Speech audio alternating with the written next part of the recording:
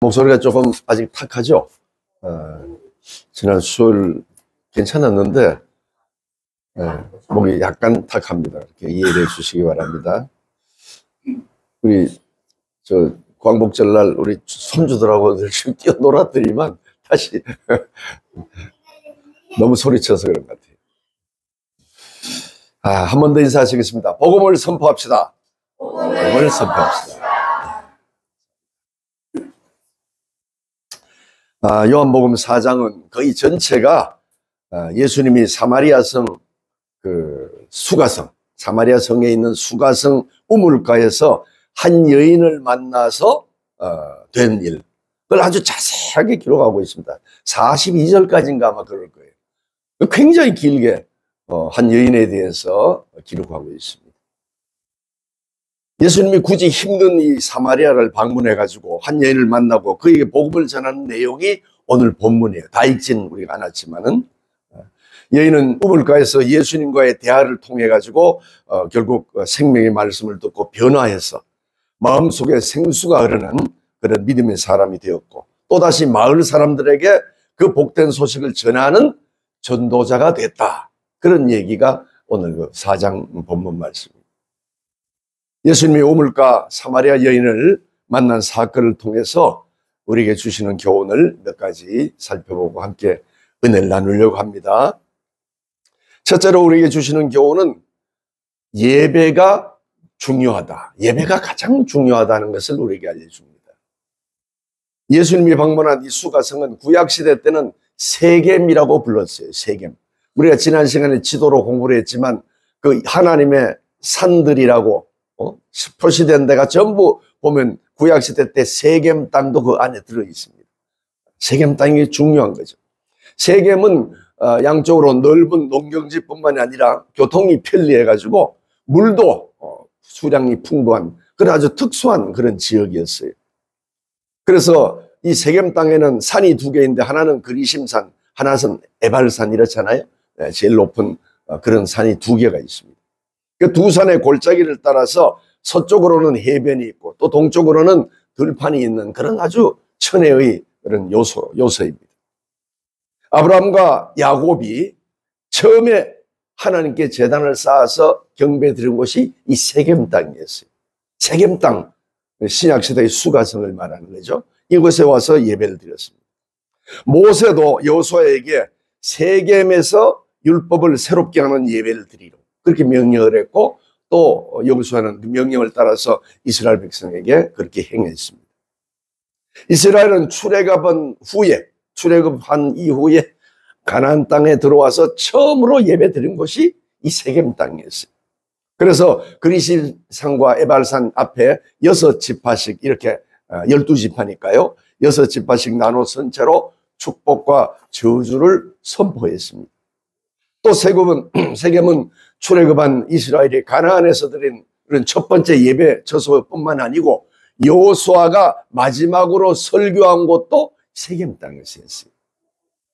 이게 뭐냐면 모두 하나님을 섬기는 일, 즉 하나님께 예배드리는 일과 관련이 있습니다. 세겜 땅은.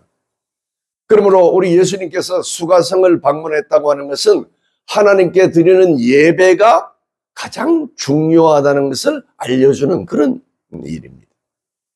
하나님을 위한 예배의 기원이 된 이 세겜에 예수님이 찾아오십니다. 사마리아 수가성에 오셔서 예배를 잘못 이해하고 있는 한 사람을 만나는데 그 사람이 바로 사마리아 여인입니다. 그리고 예배의 근본이 어떠하다는 걸 가르쳐 주죠. 요한복음 4장 24절의 말씀처럼 하나님은 영이시니 예배하는 자가 신령과 진리로 예배할지니라. 이 사마리아 여인의 마음 속에는 하나님을 진정으로 예배한다고 하지만 실제로 성령에 따라서 하나님께 예배드리는 예배가 아니었던 거예요. 그래서 그것을 알려주는 것이 예수님의 목적이었습니다. 예수님은 매우 피곤하셨어요. 수가는 예루살렘에서 사마리아를 통과해서 갈릴리로 가는 길가에 위치하고 있습니다. 그런데 예수님은 이 유다를 떠나서 갈릴리로 가고 있기 때문에 요단강 부근에서 갈릴리로 가려면 원쪽 오른쪽에 있는 베레아 길이라고 하는 조금 평지를 가는 게 편합니다. 그런데 예수님은 오히려 산으로 올라가서 사마리아를 거쳐서 지름길이긴 하지만 사마리아를 거쳐서 통과를 합니다. 반대로 갈릴리에서 사마리아를 거쳐서 다시 사마리아 거쳐서 원래 있던 요단강 쪽으로 내려오려면은 당시 자료에는 사흘길이 걸린다고 그랬어요. 근데 오히려 그보다 조금 더 걸릴 수 있는 그런 길을 사마리아를 넘어서 이렇게 넘어갑니다. 예수님은 힘든 길을 택하셨습니다. 만약 예수님이 앞차 3장 세례 요한이 세례 주던 그 요단강가의 에논이라는 곳에서부터 걸어왔다면 하루 반 정도 걸리는 그런 곳을 걸어오신 거예요. 예수는 매우 지쳤습니다. 6시라고 그랬지만 이거는 지금 시각으로 말하면 정오에 해당되는 겁니다. 아침 일찍부터 떠나서 아마도 이제 드디어 아주 지치고 목마른 상태에서 사마리아 성 수가에 도착했다는 걸 알 수 있습니다. 왜 예수님은 지친 몸으로 사마리아 수가까지 오셨습니까? 4절에 보니까 사마리아를 통과해야 하겠는지라. 예수님이 사마리아로 가야 할 급한 사정이 있었습니다. 그것은 사마리아 여인을 만나서 그에게 예배가 어떠하다는 걸 참된 예배를 알려주고 또 구원의 선물을 주고 또 같은 마을 사마리아 사람들에게도 구원을 선포한 그건 하나님의 때가 되었기 때문에 피곤을 무릅쓰고 예수님이 거리를 넘어가십니다. 그러므로 예수님이 사마리아 지역을 거쳐가는 것이 하나님의 뜻이었습니다. 예수님은 하나님의 뜻대로 실천하신 거예요. 우리는 하나님의 뜻이 있다 하더라도 나의 여러 가지 환경과 핑계를 대서 그것을 벗어날 때가 있잖아요. 사마리아 마을을 통해서 거쳐감으로써 이 불행한 이방인들에게 소망의 문을 열어주고 구원의 문을 열어주시는 것이 주님의 뜻이었던 것입니다. 예수님은 행로에 매우 피곤하셨어요. 하루 여행의 절반밖에, 지금 12시간 혹시 또는 그 전에 아침에 일찍 출발했지만 한 5시간 이렇게 걸은 거죠. 야곱의 우물곁에 다니신 예수님은 사마리아 여인에게 물을 좀 달라고 요청합니다. 물이 얼마나 지쳤으니까 물이 필요합니다. 주님은 참 사람으로서 인간의 약함을 그대로 겪으셨음을 우리에게 보여주시는 거예요. 예수는 육체의 노곤함을 그대로 겪으셨습니다. 우리 인생과 똑같이 가난하고 연약함을 가지고 계셨습니다. 주님은 나를 위해서 죄와 저주의 짐을 모두 짊어 주셨습니다. 그래서 20절은 이 여인이 묻습니다. 우리 조상들은 이 산에서 예배하였는데 당신들의 말은 예배할 곳이 예루살렘에 있다 하더이다. 사마리아 여인은 예수님이 자신이 어떤 인물인지를 꿰뚫어 보는 것을 알아봤습니다. 그리고 참된 예배에 대해서 이제 예수님께 묻는 거예요. 이 말씀 속에는 이 여인의 말 속에는 무슨 뜻이 있습니까? 나는 지금껏 우리 조상들의 전통을 쫓아서 하나님을 성실히 섬겨왔습니다. 이런 뜻이 들어있는 거예요. 나도 할 만큼 했습니다. 나는 하나님을 잘 믿었습니다. 이런 뜻이. 내가 성실하게 예배드리고 살아왔는데 현재 나의 삶을 볼 때 내가 무엇이 잘못되었는지, 혹 유대인들처럼 예루살렘에 가서 예배를 드려야 되는 게 아닌지, 그리심산에 가서 예배를 드리지 말고 예루살렘에 가서 예배를 드려야 되는 게 아닌지 이렇게 묻고 있는 거예요. 여인은 그의 마음 깊은 곳에서 메시아를 갈망하고 있었다. 이렇게 알 수 있습니다. 갈망하는 자에게 하나님이 오십니다. 여인은 비록 유대 사람에 의해 파괴되었지만은 조상들 때부터 있던 그 성전인 그리심산에서 열심히 신앙생활을 했어요. 그런데 그의 형편은 곤고했습니다.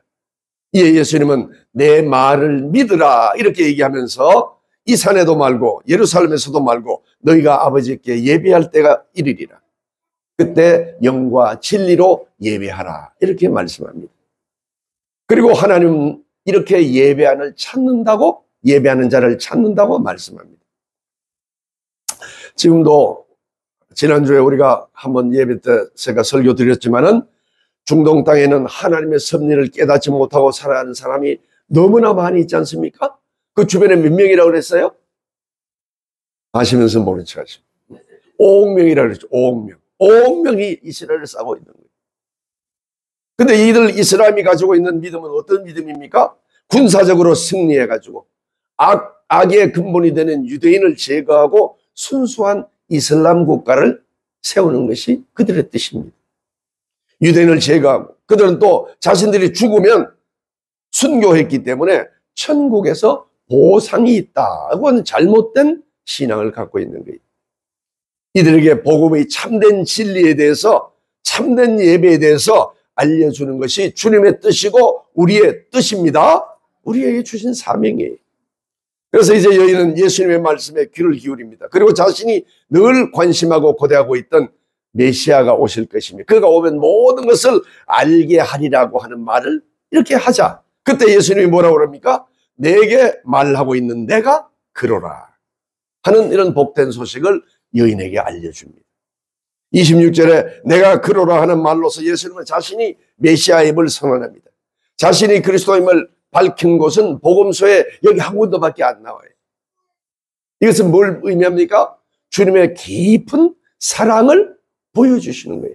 다른 데서는 오히려 내가 메시아임을 밝히지 말라고 몇 번 제자들에게도 고친 다음에도 밝히지 말아라 이렇게 얘기하셨잖아요. 때가 이르지 않았다. 그러나 사마리아 여인을 만났을 때는 내가 바로 그 사람이라고 하는 걸 분명히 밝혔어요. 그만큼 그 사마리아 땅에 복음을 전하는 것이 주님이 기뻐하신 일이었고 이 뜻을 이루기 위해서 사마리아를 찾으신 겁니다. 여인은 그 말을 듣는 순간 깊은 깨달음과 감동이 일어났습니다. 자신의 삶에 일어난 일에 대해서 말씀해 주시는 그 예수님을 드디어 만나게 되었습니다. 예수님과의 만남이 그 삶은 그의 삶에 일어난 기적이라고 볼 수 있습니다. 예수님은 이제 여인에게 영생하도록 솟아난 샘물이 되셨습니다.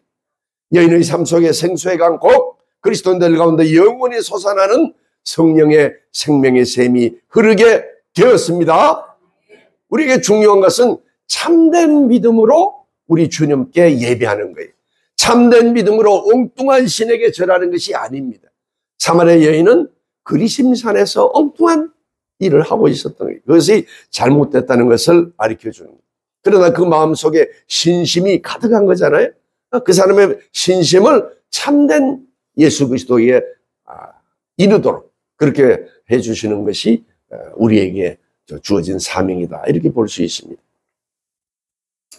두 번째로 예수님은 자신의 일에 정직하고 근면한 자를 만나주십니다. 사마리아 여인이 정오의 물을 길러 왔잖아요.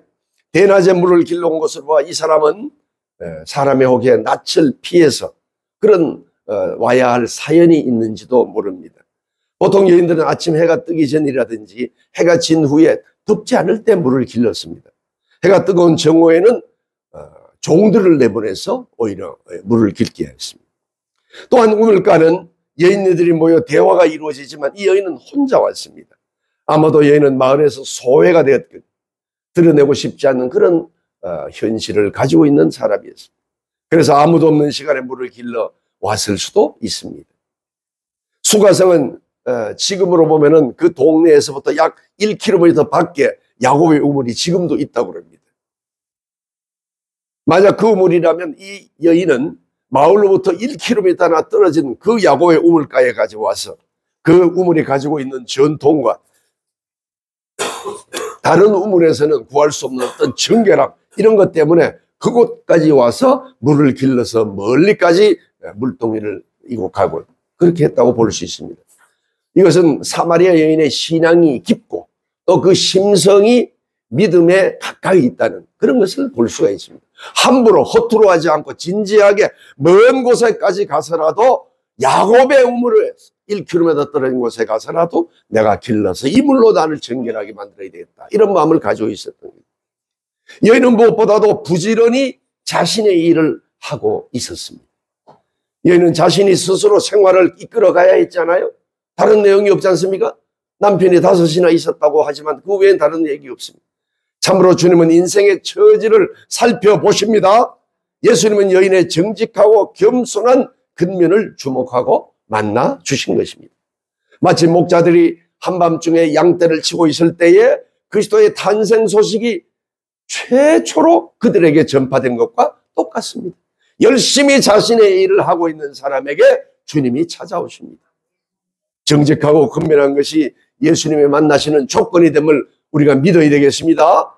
자신은 마음대로 하면서 자신에게 주어진 책임과 임무는 하지 않는데 주님께서 뜻하듯이 찾아오시는 것, 그런 일은 일어나지 않습니다. 열심히 기도하고 있을 때, 그리스도인의 사명을 감당하고 있을 때, 또 내가 가정을 위해서 열심히 나에게 맡긴 책임과 일을, 직장을 열심히 하고 있을 때 주님이 우리에게 찾아오십니다. 또 우리에게 뜻밖으로 보여지는 사건들이 하나님의 거룩한 섭리인 것을 그렇게 볼 수가 있습니다. 그렇죠?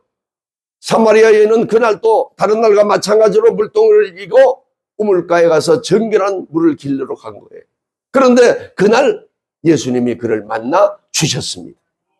뜻밖으로 보여지는 사건도 우리에게 하나님의 거룩한 뜻이 있는 것을 믿으시기 바랍니다. 그래서 리브가나 라헬이나 또 모세의 아내였던 이드로의 딸은 모두 어디서 만났어요? 직접 만나지는 않았지만 모세는 직접 만났죠. 모두 우물가에서 만남을 통해 신랑이 될 이삭과 야곱을 소개받고 그리고 모세를 만나게 되었습니다. 주님은 마음이 경건한 자, 자기 일에 열심히 정직하게 하는 자를 찾아오십니다. 때로 주님은 우리의 일상을 꿰뚫고 들어오시는 거예요. 그래서 우리가 열심히 우리 일을 하고 있을 때 하나님께서는 우리에게 어떤 사건을 통해서 또는 어떤 기쁨을 통해서 혹은 마음속의 아픔을 통해서 주님은 우리의 삶 속에 들어오셔서 우리를 만나주시고 위로하시고 깨닫게 하여 주시는 줄 믿습니다. 그리고 주의 일을 하게 하십니다. 그러므로 우리는 자신의 일에 최선을 다하시기 바랍니다. 이것이 우리에게 주신 사명입니다. 셋째로 사마리아 여인은 복음을 전파했습니다. 예수님은 사마리아 여인의 마음을 보셨어요. 여인이 어렵고 괴로운 상태에 처해 있는 그리고 매우 믿음이 갈급한 상태라는 것을 아시는 거예요. 그리고 예수님이 그를 찾아왔습니다. 사람의 마음 자세가 인간이 하나님과 관계를 맺는 궁극적인 조건이 됩니다. 마음이 세상 일에 치우쳐서 열심히 즐겁게 살아갈 때 그때 하나님이 찾아오시는 것이 아니고 겸손하게 나의 잘못을 깨닫되 또 나의 삶을 돌이켜보면서 내가 어떻게 하면은 바르게 살 수 있을까, 정직하게 살 수 있을까, 믿음으로 살 수 있을까 이렇게 생각하고 있을 때 그때 영혼이 갈급할 때 우리 주님이 나를 찾아오십니다. 그러므로 간절히 사모하는 사람에게 주님이 오십니다. 이어진 대화를 보면 예수님이 내게 물을 달라 하는 이가 누구인지 알았으면 그가 생수를 너에게 주었으리라 이렇게 말하자 여인은 물기를 그릇도 없고 우물도 깊은데 어디서 물을 기를 것이며 그리고 조상들이 다 이 물을 마셨는데 당신은 야곱보다 크다는 뜻입니까? 이렇게 묻는 거예요. 매우 논리가 있고 이스라엘 역사와 성경에 대한 지식도 갖추고 예의도 갖추고 있는 그런 모습을 볼 수 있습니다.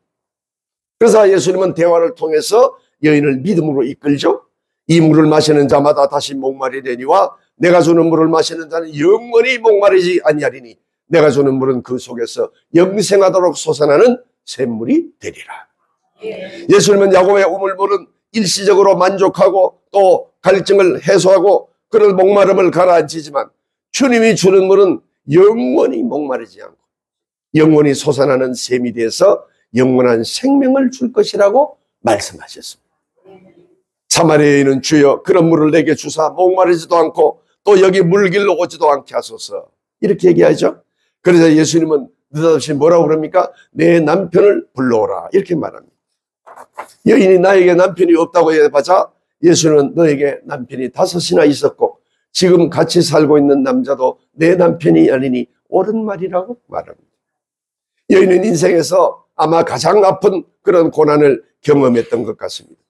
삶의 정황 때문에 억눌린 자가 되었습니다. 이제 예수님은 여인의 삶을 치유하면서 구원하는 신앙으로 나아가는 그런 길을 열어주기 위해서 이 여인의 삶의 형편에 대해서 물어보고 계신 거예요. 거론하신 거예요. 여인은 마음속에 이런 삶으로부터 구원을 위한 갈망이 있지만 항상 주목하는 것은 현실적인 문제였기 때문에 그의 삶이 피폐. 사마리아 여인이 가지고 있는 삶에 대한 이런 태도는 현대인의 특징과도 비슷합니다. 사람들은 구원이 필요함에도 늘 눈앞의 현실을 먼저 생각하면서 살아가게 됩니다. 여인은 예수님이 책망한 사실이 진실임을 부정하지 않고 자신의 삶을 아시는 주님을 통해서 주님이 메시아임을 알게 되었습니다. 여인은 주님을 만났습니다.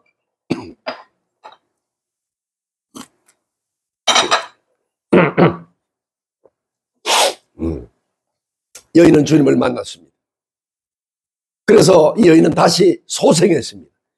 영생하는 생명수, 곧 예수님의 가르침, 예수님의 영이 그 안에서 생명으로 살아난 줄 믿습니다. 그래서 여인은 물동이를 버리고 마을로 달려갑니다. 사마리아 여인은 육신의 갈증을 해소하기 위해서 늘 사용하던 물동이를 버려버리고 예수님을 전하려는 열망에 사로잡혀서 숨어 살던 동네로 돌아갑니다. 그리고 배치입니다. 토마스 아퀴나스는 여인이 그가 사용하던 물동이를 버리고 떠난 것을 제자들이 마치 그물을 버리고 예수님을 따라 나간 것과 똑같은 것이라고 보고 이 사마리아 여인이야말로 사도와 마찬가지다. 사도, 사마리아 여인 이렇게 말했습니다. 마침내 사마리아 여인은 사마리아를 향한 선교를 일깨우고 자기 동네 사람들에게 선교사가 되었습니다. 그리고 사마리아 마을이 예수님이 그리스도임을 고백하게 된 일이 나타났습니다. 과연 예수님은 오직 여인과 동네 사람들을 구원하시려고 사마리아 사람들에게 이틀이나 더 머물잖아요. 사마리아 사람들이 이틀 더 머물면 더 머물러 주십시오 할 때 이틀을 더 그곳에 머물면서 복음을 다시 또 전했습니다. 사마리아인은 예수님을 만나 인생의 갈증이 해소되었고 그의 속에 생수가 흘러나오게 되었습니다. 영과 진리로 예배하는 것, 즉 거듭남으로 믿음으로 예배드리는 것이 주님이 예배하는 그런 예배임을 깨달았습니다. 이것이 오늘 이 사마리아 여인의 말씀은 우리가 성경을 통해서 많이 익히 알고 있는 그런 내용입니다. 근데 또 한편으로 우리에게 주시는 메시지 중에 마지막으로 이런 생각을 해봤습니다. 오늘 중동 땅에 일어나고 있는 이 갈등에 대한 해결책이 바로 오늘 본문 말씀을 통해서 가능하다 이렇게 생각할 수 있습니다. 이스라엘을 제외한 나머지 5억 명의 사람들은 대부분이 무슬림들이 이슬람을 믿습니다. 하나님을 믿는다고 하지만 그들이 믿는 하나님은 참된 하나님이 아닙니다. 인간이 만든 종교에 불과하잖아요. 바로 사마리아 여인도 그런 사람이었어요. 사마리아 여인은 자신이 믿고 있는 신앙이 참된 것이라고 생각을 했습니다. 그래서 우리 조상 야곱의 우물이 있는데 그 아들이 있었고 또 자기와 아들들과 짐승도 다 마셨다. 그리고 그 전통과 그것을 지금까지 우리가 제대로 이어받고 있다. 이렇게 주장을 하는 거예요. 원래 사마리아는 주전 722년에 아수르가 이스라엘을 정복한 후에 이 사마리아를 자기 나라로 편입해가지고 여기에 메대와 페르시아 사람들을 다 이주시켰어요. 그렇죠? 포로로 잡아간 다음에 남아있는 몇 사람 외에는 다 거기 이주시킨 사람들입니다.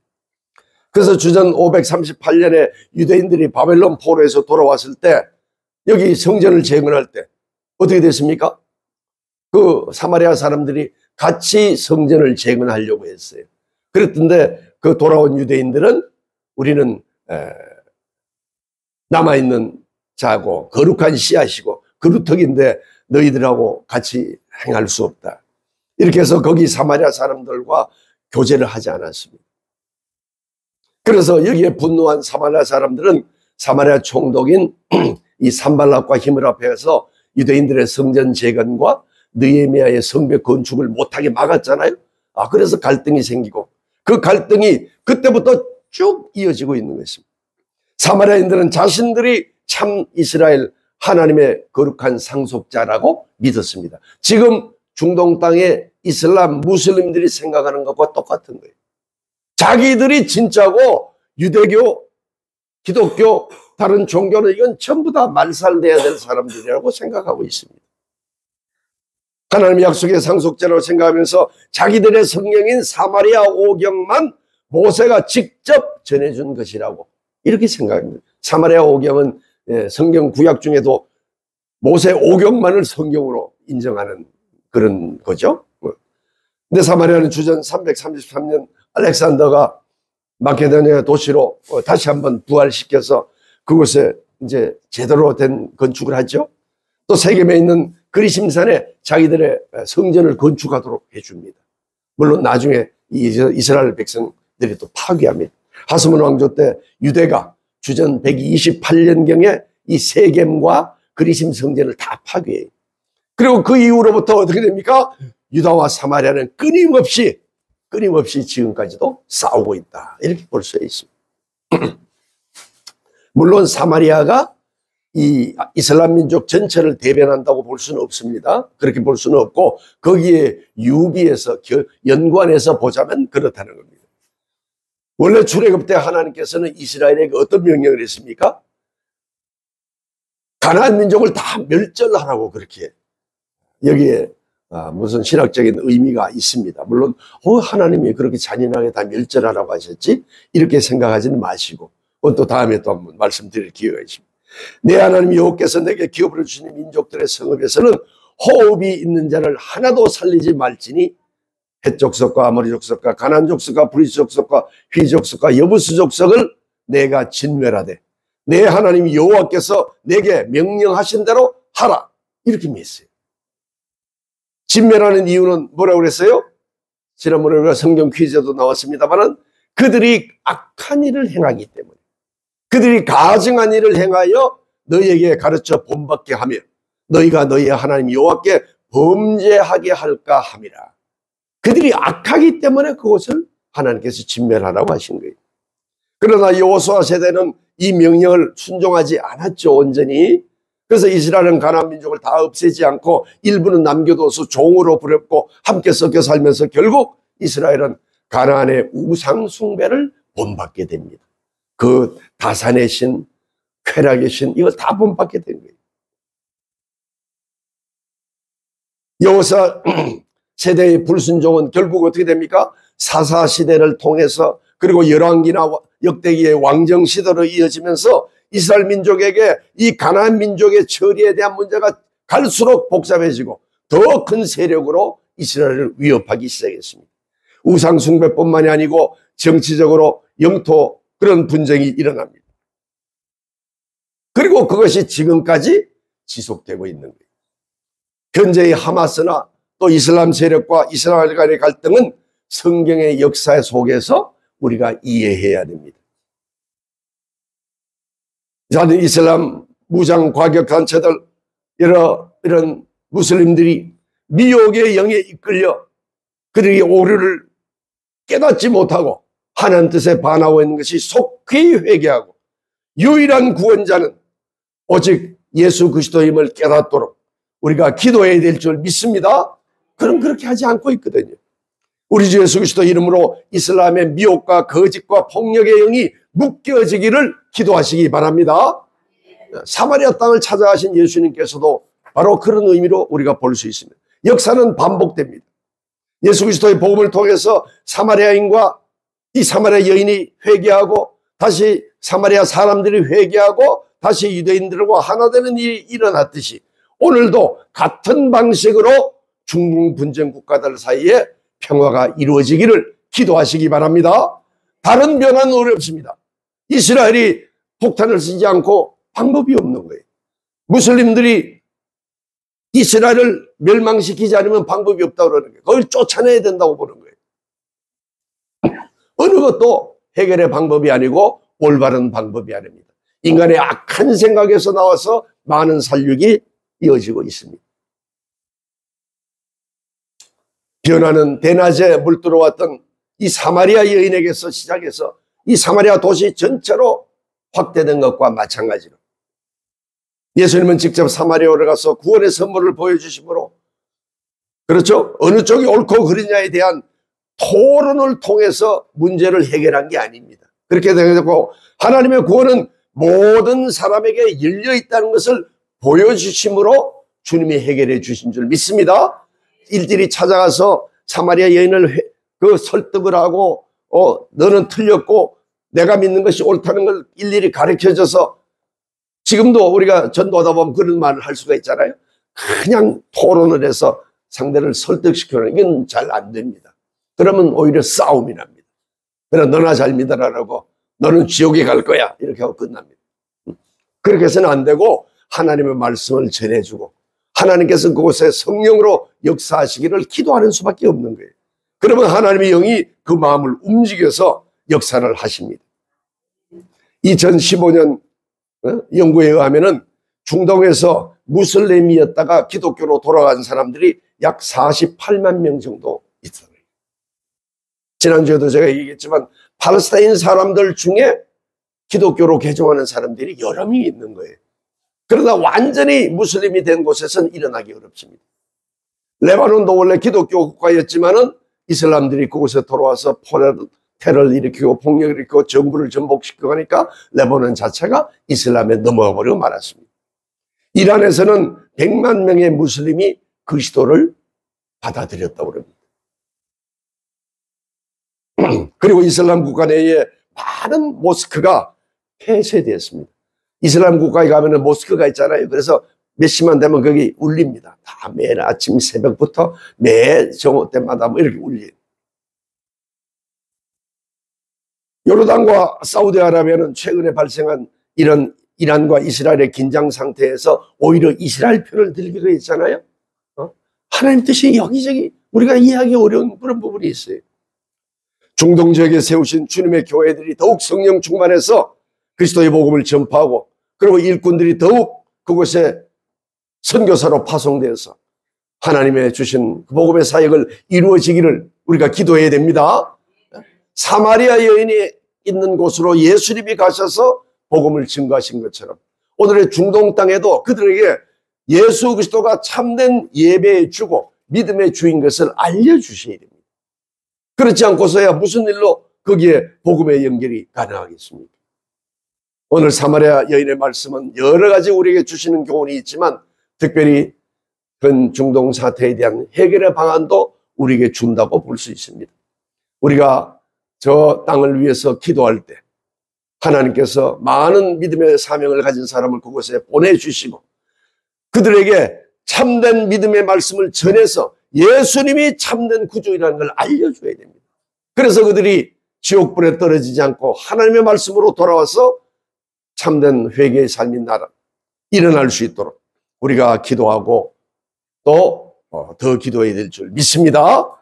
우리 모두 사마리아 여인처럼 주님의 때에 주님을 만나고 우리의 업무에 우리의 사명 또 우리의 주신 일을 근면하게 부지런하게 행할 때 주님이 찾아오셔서 만나시기 바라고 또 주님이 복음을 선포하라는 그 사명을 주셨으므로 사마리아 여인을 사도로 삼은 것처럼 우리도 주의 말씀을 받아서 복음을 증거하는 그런 충실한 그리스도의 자녀가 되시기를 주의 이름으로 축원합니다.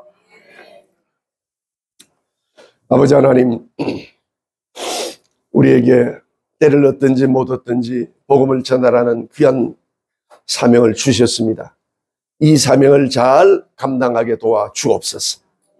아버지 하나님, 지금도 전쟁과 또 희생이 일어나고 있는 저 중동 땅에 복음이 아름답게 증거되게 하시고 그곳에 많은 사람들이 어리석은 그런 사마리아 여인처럼 이제는 다시 한번 깨달아서 주님이 예수 그리스도임을 아버지 하나님 깨달아 변화될 수 있도록 하나님 은혜를 베풀어 주시옵소서. 그래서 그들의 눈이 뜨여지게 하시고 참된 그리스도 참된 믿음으로 돌아오는 놀라운 역사가 일어나도록 하나님 축복하여 주옵소서. 이 사명을 우리도 감당하게 하여 주옵소서. 모든 말씀을 주 예수님 이름으로 기도하옵나이다. 아멘.